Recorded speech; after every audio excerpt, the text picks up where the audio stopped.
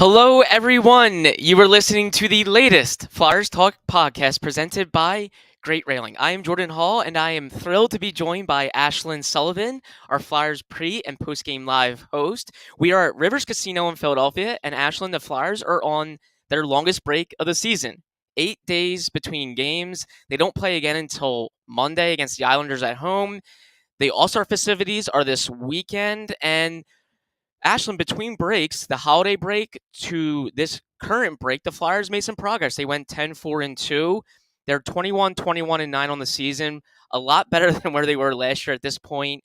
So we figured we'd have some fun. We'll do some Flyers picks and predictions, looking at what happened prior to this break and what is ahead.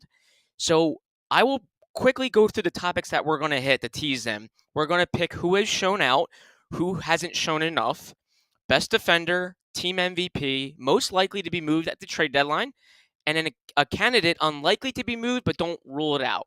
So, Ashton, we'll get right into it. Who has shown out in your mind? Oh, I got to think, especially coming off the game that we just witnessed before the All-Star break, it has to be Carter Hart. Yeah. This is a guy that gives the Flyers at least a chance every single game that he is in. And coming off his first shutout of the season, and I know it was so close against Anaheim, 38 seconds, so you could tell that the guys really wanted it for him. And just statistics aside, this is your best player on this team. And I think with Carter Hart right now, you feel a sense of security when you know that he is in the net. And I think the Flyers need more of that.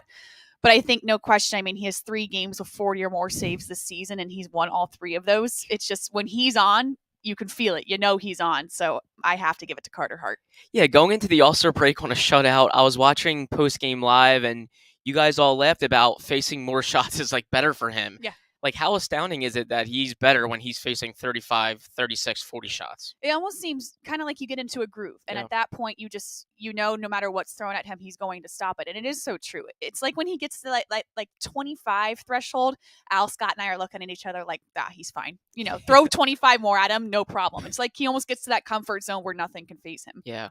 When you were coming here, Ashlyn, how much did you hear about Carter Hart? And this guy's the future, 24 years old, and it seems like he could be here for a decade plus. How much did you hear about him before you arrived? A ton. He was the backbone. He was the first player that got brought up to me. He was the first guy that I spoke to in the locker room, and just I was surprised just how down to earth he was, because you do hear everything about him in this city is he is the future and he is the everything. And normally with other sports, when you give a guy all that juice, maybe they act a different way. And to him, I've been pleasantly surprised how normal and down to earth he is, even with all of that thrown at him. Yeah, I remember when we first met him at a development camp after he was drafted. He may have been 18, 19 years old. And that was something that caught our attention, was just how innocent of a kid he was. He had deleted some of his social media. It seemed like he was well beyond his years. And that told me, okay, in a pressure-filled city like this, at the most important position, that he would be okay in net, facing pressure and overcoming it. He's gone through a lot the past 2 years, and he has certainly shown out this year. Ashlyn, for my pick, I'm actually going to go a little different. I'm going to go Scott Lawton, a guy that I think has truly blossomed into an all-situation player. He has always killed penalties in his career, but he's doing it at a really high clip. He leads the NHL in shorthanded points. And prior to this year, he had never scored a power play goal in his NHL career. He has 5. He's truly doing it all for the Flyers, and he's going to set career highs in just about everything. And he's doing it as the only player to wear a letter on his jersey right now. So I just think Scott Lawton's taken serious strides with a lot of pressure on his shoulders. A guy that John Tortorella pretty much deemed his leader, his captain almost. And just to me, he's taken serious, real big steps at an important part of his career, 28, 29 years old. And sometimes guys either plateau and dip, or they show they have another level. I feel like he's shown he's had another level. I love that. That is a good pick. And you don't think a ton about his age, but on a relatively young team, for John Tortorella to look at him and say, you're the guy. You know, this is the veteran presence that we need. You're so right. Some guys crack under that pressure and some guys rise to the occasion. And it seems like Scott Lawton has completely taken that and ran with it. Yeah, and it seems like every time you're watching now, like it was when he was younger, you would only see him getting third or fourth line minutes, and you would only see him occasionally killing a penalty. Now he's on the ice all the time. Yeah, you're going to see him a ton, and it's been cool to watch him too grow up. You know, a lot of growing up, you saw him look up to Sean Couturier and Claude Mhm. Giroux and Jacob Voracek, and now he's kind of the guy. And I think you're seeing some of the leadership that he grew up watching kind of rub off on Scott Lawton. Yeah, that's cool. Yeah, Scott and Al always call him Mr. Reliable. That's their nickname for him because my yeah, gosh, he is. He's a guy you can always look at and know you can count on this team. yeah. And I think John Tortorella absolutely feels the same way. Hmm. Flyers Talk is brought to you by Great Railing. Stop into Great Railing for the highest quality and lowest prices on all your railing, decking, and fencing needs. All right, our very next topic, Ashlyn, who hasn't shown enough in your eyes? I almost feel bad saying this, so I'm going to get through it without my emotion showing. To me, since I've gotten here, everyone has asked the question, what is going on with Joel Farabee? Sure. And I just think when I read about what he went through and the surgery and all the rehab he had to go through, I was like, well, yeah, of course he's not where he's supposed to be at this point. Look what he just had to go through. But I get the criticism of fans are like, well, we want to see what we thought we were going to get from him right now. And that's why I'm so curious for Joel Farabee the second half of the season. Can he get to that point? Because now he's farther and farther away from that next surgery. And you hope by the end of the season, you say, okay, he's past that and look at the progression. But I understand the criticism right now of the up and downs. And at this point, I think it was the last game he got the second to least ice time behind Justin Braun. So yeah, you have to question and wonder what's going on here. But I always have to go back to, okay, of course he's rehabbing and it's from this next surgery. But I think we all could agree we haven't seen enough from him at this point of the season. No, absolutely. I think that's 100% fair, and it's funny when you have early success, it almost sets like an unfair Mm-hmm. expectation later in your career. Farabee didn't develop slowly. He in his second NHL season, he was the team's leading goal scorer in that shortened year, and he got that big deal later on, and everyone expects more, and I think he realizes that too. And I do feel for him a little bit, just Yeah. given what he went through in the offseason. I mean, he's lifting weights and suddenly he feels a pinch in his neck and he suddenly has to get neck surgery and his whole summer is thrown off. And then he recovers and he's ready to go from opening night and he probably still has the same expectations in his head, but maybe they are a little unfair given what he went through in the summer. I would think he's still going to be okay, Ashlyn. Uh, I have a feeling we'll see more production from him, and I still think there's still very high hopes for this kid. Oh yeah, you have to. I mean, his potential is so high, right? And his Yeah. ceiling is so high. And I think if he's at this point next year, all right, then the questions and the concerns I think are legitimate because then you're past the surgery. But you think about it, it's only been a couple of months, and Yeah. it's crazy that this guy can now go out on the ice and contribute with having to go through that. So, yeah, I just wonder what the second half of the season will look like with him.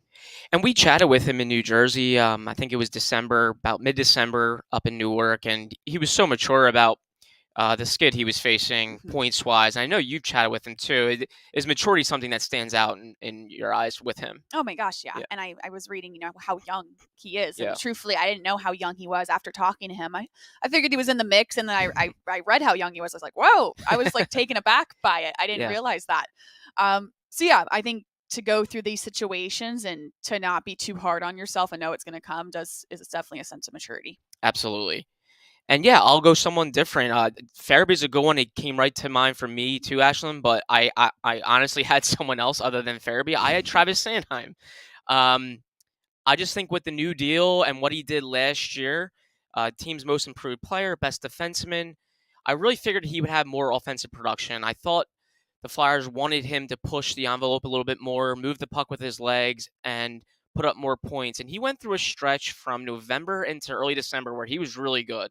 And I thought, here come the points, here comes the offense. And then he tapered off again, and he has just 4 points in his last 25 games. I do think part of it's opportunity. He's not seeing much power play time. He's playing fewer minutes per game than he was last year.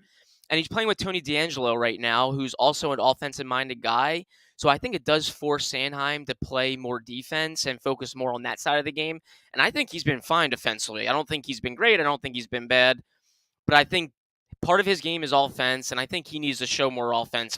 I certainly think the Flyers want to see more than 4 points in a 25-game stretch here. So I think that's a guy that has another level and certainly can play better, produce more, and kind of stand out more. Like Yep. take that puck from one end to the other end, do that more often. I think that's there. I feel like he can do that more. For sure. And I always go back to production side of is he in the rundown? Are we talking about him? And Yeah. truthfully, for Travis Sanheim, very rarely are we mentioning him in pre and post game, and that's never a good sign. Whereas we can't get away from mentioning Travis Konechny lately or Carter Hart. So yeah, for Travis Sanheim, I think standing out is a great way to phrase that, because there are a lot of shows where we'll go weeks without mentioning this guy. No, that's so like that's what dawned on me to when I was doing some research before the show that we have right here. I was thinking, wow, like I don't even think I've looked up Travis Sanheim's numbers. I don't think I've heard Ashlyn and the guys talk about him on pre and post game, and that's not common. Like it feels like when Sanheim is really buzzing and he's doing the things that stand out, like you can't talk enough about him. This big guy that can skate and do a lot of big things. I do think playing behind Cam York and Tony DeAngelo on the power play isn't helping. Yeah. And they seem to be allocating minutes a little bit more balanced this year with Provorov and DeAngelo. And then, of course, York in the mix. He's playing close to 20 minutes. So I think his minutes are down a little bit, and he's being forced to kind of show it in smaller chunks. I think that'll be his challenge here. Again, a player I think still growing and still developing. Sometimes we do forget about these guys' ages. I believe he's 26, so I still think there's more there, another level for sure he can get to. For sure. Opioid addiction is a national public health crisis. The Someone You Know podcast from the Independence Blue Cross Foundation offers inspiring stories that challenge stigma, offer hope, and humanizes the disease of addiction. Download the new season 3 of Someone You Know on all major podcast platforms. So our next topic, Ashlyn, kind of staying on the theme of defense, best defender in your mind so far? So I changed this a little bit. I changed this to lately because this has been a huge talking point the past couple of shows, is that we can't talk enough about the backhand assassin, Risto. That's what Scott calls him, and I love it. I heard it the other day on Post Game Live, and I started laughing. Scott jumps up in his chair backhand assassin when he scores. So I think he's done it twice, right? Yeah, and he does it 47 times in the office. So it's a lot. I've been impressed with just the turnaround, the snap of a finger's turnaround. No points in his first 27 games. Now he has 7 points in 7 games, and all of a sudden this offensive production. And when I first got here, I heard all about this huge deal and how he wasn't living up to the money. Was he going to get traded? Oh my gosh, the Flyers wasted this on him. And I've just been so impressed that, one, he's admitted the poor start he had in the locker room and said, I'm not doing enough, but has put his money where his mouth is. And now these past 2 weeks has been so improved. And I mean, we're talking about him all the time. And this is a guy that's contributing on defense and offense. And if he continues this progression, man, the storyline has totally flipped in half a season. He is absolutely the whipping boy in Flyers fans land. It's just on social media. I mean, the guy can't catch a break, and it is funny because when he's doing what he's doing now, it suddenly gets a little quieter on social media. But I felt like the Flyers really believed with Brad Shaw, the assistant coach, and with John Tortorella, that they were eager to see what a player like Rasmus Ristolainen could do with that type of coaching. And yeah, it certainly has come a real long way since mid-December. Oh my gosh, yeah. Not just being that physical presence, but he's defending and he's putting up points too. I don't know if we've seen him put up this type of offense yet in his his 1+ year, 2 years now. This is his second season in Philadelphia. I don't think we've seen this type of offense. No, it doesn't seem like it. And I think it all starts going back a couple of weeks when he had that game with the block shots, where he was truly just diving in front of pucks. And someone who hasn't covered hockey for more than this season, I was like, what is going on? Oh my gosh. And Scott and I were like, no, it's okay. This is okay. I'm like, this seems too much. So I think to me, that's when it's really started to notice this guy and his presence. Was the block shots were insane, something I've never seen before. I guess you quickly learned that John Tortorella, one of his favorite things is blocking shots. Oh my gosh, that one game, I was like, what is happening? This poor man's taking him off the head. This ain't right. No, sometimes you'll look at the stat sheet and you're like, the team blocked 30+ shots. Guys literally laying in front of the puck. And Ristolainen's one of the guys that has truly done it. Yeah. And it's probably a perfect segue to the guy I picked, Ivan Provorov. I don't think he's been perfect this season. I think he's had lapses, but he's among the league leaders in block shots. He's consistently doing that. And I do feel like he very often makes subtle little defensive plays that you don't always highlight. You don't always write about it. And it really doesn't go to a certain stat, but he's very sound in the defensive zone. I think he deserves credit, and he's still leading the team in minutes. I also wanted to mention Ristolainen because I thought he could be up there given how well he's played since mid-December. Mhm. I also wanted to mention Cam York. I think he's been excellent defensively since he's been called up. I don't believe the offense has been there for him. I'd like to see him probably produce more. He's a guy I actually thought about for hasn't shown enough just because I want to see him do more offensively given the opportunities he's getting, but he's been very good defensively. But I had to pick Provorov just given how much he does, how much he's relied upon. And he's coming off 2 years where he faced a lot of criticism, and I feel like he's answered the bell to a certain extent. A guy that I think you can rely upon, Ashlyn. Absolutely. He is later on when we're talking about the trade deadline. I think that's a little interesting, so I'm going to save my thoughts. Yes, no, perfectly said. And I know we're going to touch on him coming up. But first, catch all the sports action and more at Rivers Casino, Philadelphia. Whether it's the money line or the pass line, there's something for everyone, including a great sports book. Rivers Casino, Philadelphia. Philly loves a winner. Gambling problem? Call 1-800-GAMBLER. So team MVP, Ashlyn, it feels like we could go a couple different directions here. Who are you picking? I have to think, especially the time that I came in, the start of December, Travis Konechny has been just absolutely lights out. I love his energy. I love the passion he brings. I love that he is truly a guy I think of taking no nights off. I mean, this guy brings intensity like I've never seen before. And I know John Tortorella says I don't want to take that away from him. Yeah. Granted, the past 10 games haven't been outstanding, but we always talked about on pre and post game, there was no way he was going to be able to keep up what he was doing. And if so, that would have been all-star worthy times 10. So we knew at some point it would sputter a little bit, right? His statistics and the amount of emphasis he put on the game. But still, just when you look at his numbers since the start of December, it's been electric, and I think he is by far the MVP of this team right now. Yeah, his numbers were astounding from December 1st, I think, through like early January. He was among the top goal scorers with Tage Thompson, David Pastrnak, Alex Ovechkin. He was up there right in among like the top 4 or 5. Connor McDavid, and he's always getting in the thick of things every single night. And that's one thing I can say to like Travis Konechny. He faces so much criticism for his production, especially coming off of the year he had last year where he didn't score the goals that everyone thought he would.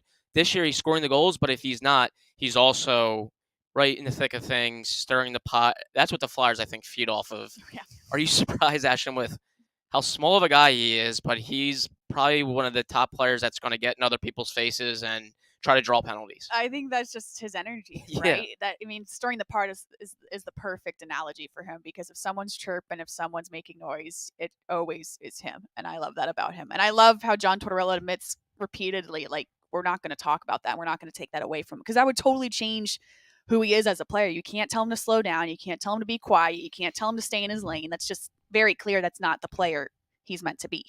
Yeah, I think a player should wear this with pride, but when you're a player that almost every single team and their fan base says, I hate that guy, but I would love him on our team, I think that's something commendable. That's Travis Konechny. Like, he really is. I think there's other guys out there like Brad Marchand, Tom Wilson, like guys that every fan base absolutely can't stand.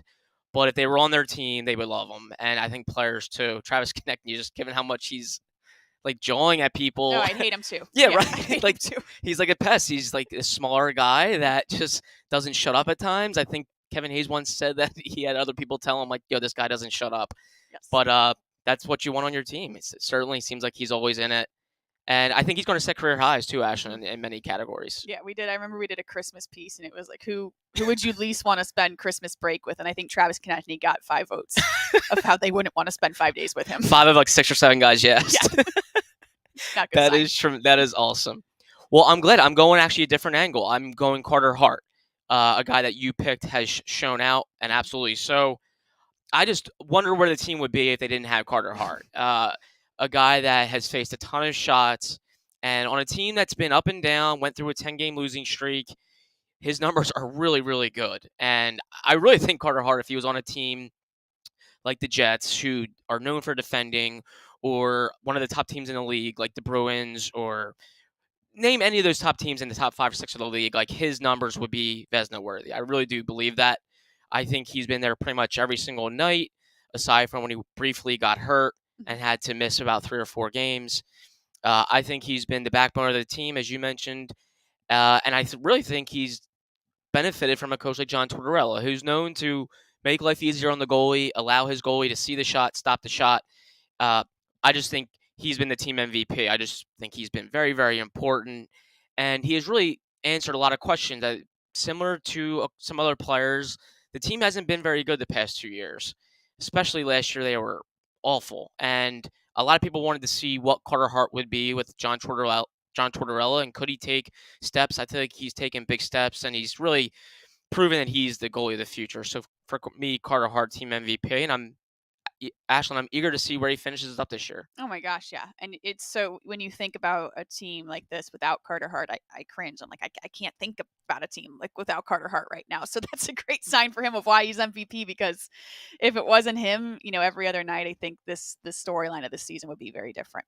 Yeah, and I think Travis Konecny is very worthy. I think he's a guy that probably will get the Bobby Clark Trophy at the end of the year for team MVP. Mm-hmm. I have a feeling he will, especially if he finishes with 40-something goals and finishes strong. But I think Carter Hart will seriously be in consideration if he plays well the rest of the way. And I'm eager to see where he finishes up. Can he finish with maybe a career high in save percentage or wins? Mm-hmm. He's had some good years early in his career, so it won't be easy. But he could certainly be an impactful guy the rest of the way. So, Ashlyn, I think everyone just loves to talk about trades. We're getting Oh yeah. close to that March trade deadline. It's in early March, and the Flyers, of course, will be a team that everyone's going to be keeping eyes on because they likely will be in somewhat sell mode. They're certainly not going to buy. They probably will be selling off some pieces, and I think a lot of teams will be reaching out to the Flyers to see what Chuck Fletcher is willing to give up. Who is he looking to move?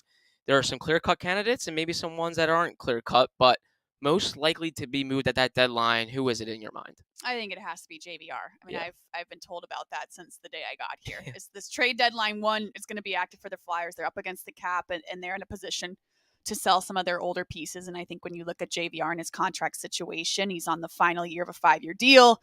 He's 33 years old. I hesitate because I think it'd be somewhat tough to see him go, because if you hear about this veteran leadership all the time in the locker room, especially with the line he's playing on, and you hear those two guys always talk about what an impact it is having him with them. So would it stink to see him go? Yes, but when you just look at numbers and age, that to me makes the most sense. Yep, that was my pick too. I think it's the most obvious candidate given he's on an expiring contract. It's nothing against James Van Riemsdyk. It's just he's on an expiring contract. He makes a lot of money. Mm-hmm. And the Flyers are up against the cap, as you mentioned. Mm-hmm. I think the perfect way to supplement the summer and clear cap and gain space is move some bigger contracts. And James Van Riemsdyk makes sense, especially given the expiring deal. And I think he's played really well. I really do. I think after he missed that chunk of time because of the broken finger, he's been one of the team's better forwards. He's consistently there, and he's helped two important young players in Morgan Frost and Owen Tippett. So I think the Flyers will have teams very interested in him. They might have to eat some of his salary, Right. who knows how much, but they'll definitely gain some cap space, and they could probably get a nice draft pick. James Van Riemsdyk makes sense to me. And Ashlyn, I think it shouldn't be overlooked how much the Flyers will hurt in the sense that two young players, I think, really benefited playing with that guy. They're not going to have him the rest of the way after that. I think it'll be interesting to see how Frost and Tippett do with a different line mate. Yeah, and I think especially with Owen Tippett, it just seems like there's so much emphasis on his progression and the future of Owen Tippett. Then you have to ask yourself, well, if him not being on the line with JVR hurts Owen Tippett, is it worth it then? Yeah. Or is it worth eating that cap space? It doesn't seem like that's even a possibility. It seems like they have to get rid of a contract at least one, to get some cap space. But yeah, you wonder if it negatively impacts Morgan Frost and Owen Tippett. Is it worth it? Yeah. No, I think the Flyers will honestly think about that. And these are young players playing their first full season in the NHL, and the Flyers want to get the best read on these guys. So you also think about who they're playing with and why they've succeeded and why they've grown. Two young players have taken very good strides, I would say, since the holiday break. And a lot of that is because of a veteran like James Van Riemsdyk. So perhaps the Flyers shuffle things around if JVR is moved and they try to find another veteran player perhaps to play with those two and help them finish off the year strong going into the off season well. But something I think they'll think about. Well, that leads us into our final one. A candidate unlikely to be moved, but you wouldn't rule it out, Ashlyn. Someone that you could, maybe we're not thinking about it as a trade candidate, but it could happen. I think Ivan Provorov is incredibly attractive to other teams at this point, because you look at his contract situation and it isn't that much where a team could come and eat this contract and be fine salary cap wise. Reliable, 6 seasons under his belt. He has 8 block shots. It puts him on the line at all times. And I just think when you talk about him leading ice time as well to a team that is really in it right now and competing for the playoffs and possibly the Stanley Cup, I think a player like Ivan Provorov, who isn't a ton of money, is very attractive at this point. Yeah, and I believe he has 2 more years of team control, which a lot of teams could like, and I think there's a lot of teams out there that like him. He was my pick as well, Ashlyn Ivan Provorov. I don't know if the Flyers are looking to move him or if they will at the deadline. I don't think you see as many hockey trades at the deadline. I think this would be a louder trade that may come if it did eventually happen in the summer, because you're wondering, contending teams, they would have to give up a good bit for Provorov. I don't think the Flyers are going to sell him short. And contending teams always don't always want to shake things up too loudly. Like, they probably like their team, but they want to help it.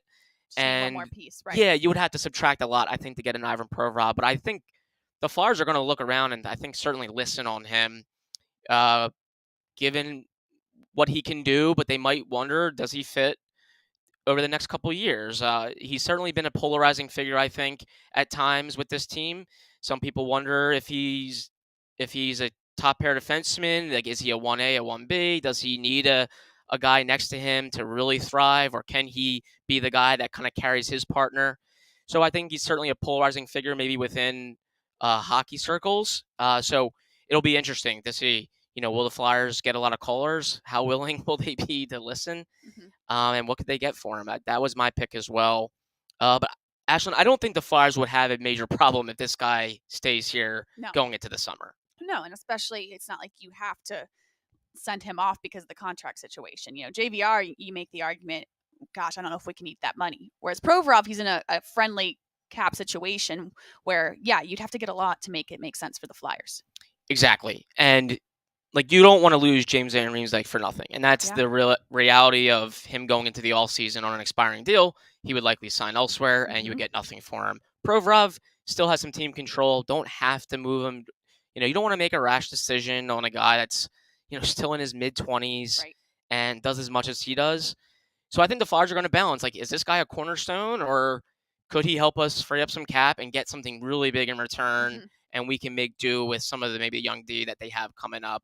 Not a decision I'd be envious of with Chuck Fletcher. That's a tough one. But one to certainly, I think, a name to certainly keep an eye on as March gets closer. And we'll have plenty to keep an eye on. We'll have some more coverage over the All-Star break, Ashlyn. Hope you enjoy a little bit of time away. I'm sure you'll be keeping an eye on Kevin Hayes at the All-Star game. Should be very fun for him and his family. And we'll have plenty more to talk about before the Flyers don't play another game in 8 weeks. No. Monday, they are back home at the Wells Fargo Center. They'll start a homestand. So I think we'll, before you know it, they'll be back in action, and we'll be watching you on pre and post game live. Ashlyn, thank you so much as always for joining us. A big thank you to Ben Berry, our podcast producer and guru, Tom Finer, our video producer and guru. Thank you so much. And Flyers fans, of course, as always, thank you for listening to the latest Flyers Talk podcast presented by Great Railing from Rivers Casino. Wherever you get your podcasts, please rate and listen, and we cannot wait to talk to you next time.